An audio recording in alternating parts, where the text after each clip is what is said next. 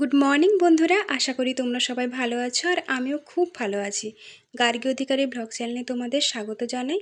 তো আজকে সকাল থেকে আমি ভিডিও বানাচ্ছি, আজ অনেক দিন পরে ভিডিওটা বানাচ্ছি। এবার থেকে আমি চেষ্টা করব রেগুলার ভিডিও দেওয়ার। তো আজকে আমি যে রান্নাটা করব চিংড়ি মাছের বাটি ভাতে, সেটাই তোমাদের সাথে শেয়ার করব। আর তোমাদের সাথে গল্প করব অনেক দিন কেন ভিডিওটা দেওয়া হয়নি। তো এদিকে দেখো, আগে রান্নাটা বলে দিই। তো এদিকে আমি কড়াইতে তেল গরম করে তারপরে রসুন দিয়ে দিয়েছি। রসুনটা ভাজা ভাজা করে নিয়ে তারপরেই কিন্তু পেঁয়াজ বাটাটা দেব। তো পেঁয়াজ বাটাটা দিয়ে আবার পেঁয়াজ বাটাটা দিয়ে মশলাটা ভালো করে কষিয়ে তারপরে দিয়ে দেব কিন্তু আদা বাটা। তো আদা বাটা দিয়ে কষিয়ে নিচ্ছি। তো তোমাদের সাথে শেয়ার করি, আজকে অনেক দিন পর আমি জানি না ইউটিউবে ভিডিও করা আমি বন্ধ করে দিয়েছিলাম কেন, কিসের জন্য সেটাও আমি জানি না। অনেকটা লেজি হয়ে গেছিলাম, কি বিয়ের পরে হয়তো সংসারে যাকে মন দেওয়া বলে বা যাই হোক, তো কোনো না কোনো কারণে কিন্তু হয়নি।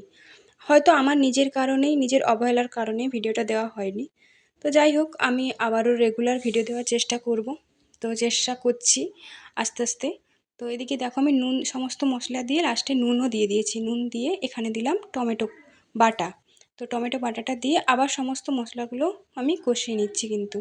তো মশলাগুলো কষিয়ে নিয়ে আমি কিন্তু আর কোনো রকম তেল দিলাম না। প্রথমে যে তেলটা দিয়েছি তোমরা দেখেছো, সেই তেলেই রান্নাটা করছি।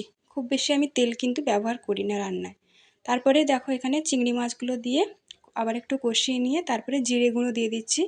জিরে গুঁড়োটা একটু বেশি পরিমাণেই আমি দিই তরকারিতে, তো আমার এটা পছন্দ। তো এদিকে দেখো, সমস্ত মশলা দিয়ে কষিয়ে নিয়ে তারপরে আমি কিন্তু জল দিয়ে দেবো। কিছুক্ষণই আমি বেশিক্ষণই আমি কষিয়ে নিয়েছি, তারপরে কিন্তু জলটা দিচ্ছি। অনেকে কি করে, কাঁচা সমস্ত মশলা দিয়ে চিংড়ি মাছটা ভাপে বসিয়ে দেয়। আমি কিন্তু এইভাবেই বানালাম। তোমাদের কেমন লাগলো ভিডিওটা অবশ্যই কিন্তু কমেন্টে জানিও।